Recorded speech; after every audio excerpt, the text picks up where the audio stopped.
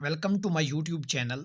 अपने पिछले लेक्चर में हमने रूल्स पढ़े थे error detection in the use of personal pronouns के लिए। ठीक है कि पर्सनल प्रोनाउन में एरर को कैसे डिटेक्ट करना है, उसके लिए हमने रूल्स पढ़े थे और एक एक्सरसाइज भी हमने की थी। आज हम एक और एक्सरसाइज करेंगे इन रूल्स को अप्लाई करते हुए। बट इससे पहले हम इन रूल्स की क्विक रिवीजन कर लेते हैं। पहला रूल ये था कि अगर ये हेल्पिंग वर्ब आ जाएं, इज़, आर, एम, वाज, वर, तो इनके बाद हमेशा सब्जेक्टिव फॉर्म आएगी पर्सनल प्रोनाउन की। दूसरा रूल हमने ये पढ़ा था कि अगर दो पर्सनल प्रोनाउंस देन या एज के साथ आपस में कनेक्ट हैं तो उनके बाद प्रोनाउन की सब्जेक्टिव फॉर्म आएगी। तीसरा रूल हमने ये पढ़ा था कि अगर दो पर्सनल प्रोनाउन लेट या बिटवीन से आपस में कनेक्ट हैं तो उनके बाद ऑब्जेक्टिव फॉर्म ऑफ प्रोनाउन आएगी। फोर्थ रूल हमने ये पढ़ा था कि अगर बोथ या आल आ जाए दो पर्सनल प्रोनाउन के दरमियान, ठीक है, और वो देन से फॉलोड हूँ तो उनके बाद ऑब्जेक्टिव फॉर्म ऑफ प्रोनाउन आएगी। पांचवा रूल हमने ये पढ़ा था कि अगर वर्ब की कोई फॉर्म आ जाए, तीनों हालतों में से कोई फॉर्म आ जाए, मेन वर्ब आ जाए, मेन वर्ब के बाद हमेशा ऑब्जेक्टिव फॉर्म ऑफ प्रोनाउन लगाते हैं।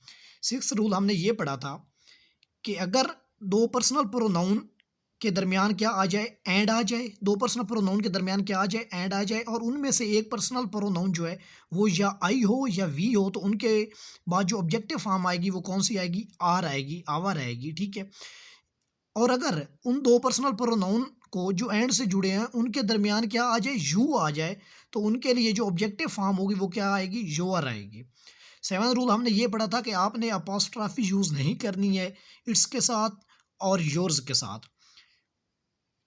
आठवां रूल हमने ये पढ़ा था कि अगर आपके पास एक से ज़्यादा पर्सनल प्रोनाउन है और वो एक गुड डीड को डिटेक्ट कर रहे हैं, ज़ाहिर कर रहे हैं, तो उसके लिए आपने पहले क्या लिखना है, यू लिखना है, उसके बाद ही लिखना है और उसके बाद आई लिखना है। और अगर वो किसी बैड डीड को डिटेक्ट कर रहे हैं तो उसके लिए आपको पहले आई लिखना है, फिर ही लिखना है, फिर यू लिखना है।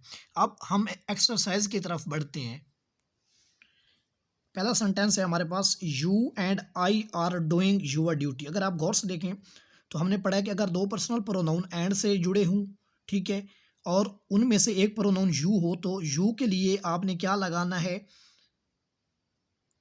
यू के लिए तो आपने योर लगाना है, लेकिन यहाँ पे आगे आई, तो आई के लिए आपने आर लगाना है। तो क्या आएगा, you and I are doing our duty, ना कि यूर ड्यूटी। मैं दोबारा रिपीट कर देता हूँ, अगर दो पर्सनल प्रोनाउन एंड से जुड़े हैं और उनमें आई या वी आ गए तो फिर आर लगाना है, लेकिन अगर दो पर्सनल प्रोनाउन एंड से जुड़े और उनके दरमियान यू आ गया है और आई और वी नहीं है तो फिर यू आर लगाना है। तो यहाँ पे आई आ गया है तो आई के लिए क्या लगाना है, आवर ड्यूटी। ठीक है, नेक्स्ट है हमारे पास, you and he are doing their work. अगर आप गौर से देखें तो यहाँ पे क्या है, यू आ गया है और आई वी नहीं है, तो क्या लगाएंगे, you and he are doing your work. ठीक है, योर्स ओबीडियंटली के लिए आप क्या लगाएंगे, ये अपॉस्ट्रॉफी खत्म कर देंगे और डायरेक्ट लिखेंगे योर्स ओबीडियंटली। ठीक है, नेक्स्ट हमारे पास, इट्स वैल्यू इज 8,000 रुपीज़। अगर आप गौर से देखें तो यहाँ पे इट्स के साथ ये जो अपॉस्ट्रॉफी ये मिटा देनी है आपने और क्या लिखना है, इट्स वैल्यू इज 8,000 रुपीज़। हमने पढ़ा है सातवां रूल और उसमें हमने यही पढ़ा कि अपॉस्ट्रॉफी आपने यूज़ नहीं करनी इट्स और योर्स के साथ। नेक्स्ट है हमारे पास, I and you are brothers. अगर आप गौर से देखें तो यहाँ पे आपने हमेशा याद रखना है कि पहले इंग्लिश का एक रूल है कि कोई भी बात करने लगो तो आपने खुद को पहले मेंशन नहीं करना, पहले दूसरे को मेंशन करना। तो क्या आएगा, you and I are brothers. ठीक है, या आप इसको ये भी लिख सकते हैं, वी आर ब्रदर्स।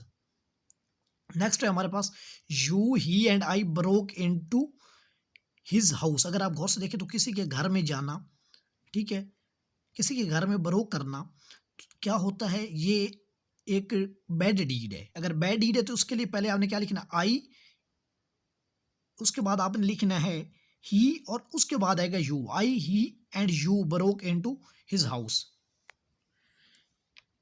सातवीं एग्जाम्पल है, I and you have done their duty. अगर आप गौर से देखें तो यहाँ पे एंड से दो पर्सनल प्रोनाउन कनेक्ट है और उनमें से एक आई है, तो आई के लिए हमने क्या लगाना, आर ड्यूटी। अगर यहाँ पे नेक्स्ट है हमारे पास, यू आता, यहाँ पे यू होता, आई ना होता तो फिर यूआर आता। ठीक है, you and Salim have wasted their time. अगर आप गौर से देखें तो यू आ गया तो यू के लिए क्या आएगा, योर टाइम। नेक्स्ट है हमारे पास, I and he are old class fellows, इसके लिए आप क्या लगाएंगे, he and I are old class fellows, पहले ही आएगा फिर आई आएगा, ठीक है। नेक्स्ट है हमारे पास I am, sorry, you and I stole his pen, अगर आप गौर से देखें तो यहाँ पे एक बैड डीड है, बैड डीड के लिए पहले आपने खुद को मेंशन करना है, I and you stole his pen है, ठीक है। लास्ट एग्जांपल है हमारे पास I you and he went to mosque to listen a religious sermon, अगर आप गौर से देखें तो गुड डीड है, गुड डीड के लिए पहले आप क्या लगाएंगे, you he and I went to mosque to listen a religious sermon. जो मेन इसमें गौर करने वाला है वो दो रूल है। पहला रूल ये है कि अगर दो पर्सनल प्रोनाउन एंड से जुड़े हैं और उनमें से एक आई है या वी है, तो उसके लिए आपने जो ऑब्जेक्टिव केस लगाना है वो आवर लगाना है। लेकिन अगर दो पर्सनल प्रोनाउन के दरमियान एंड है और उनमें से एक यू है, आई और वी नहीं है, तो फिर आपने योर लगाना है। तो ये था हमारा आज का लेक्चर। नेक्स्ट लेक्चर में हम प्रोनाउन के लिए कुछ और रूल्स पढ़ेंगे।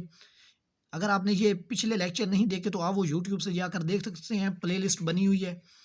और अगर आप पर्सनल क्लासेस भी लेना चाहें तो वो भी ले सकते हैं, आई टीच ऑनलाइन क्लासेस, ठीक है। थैंक यू फॉर वॉचिंग, अल्लाह हाफिज़।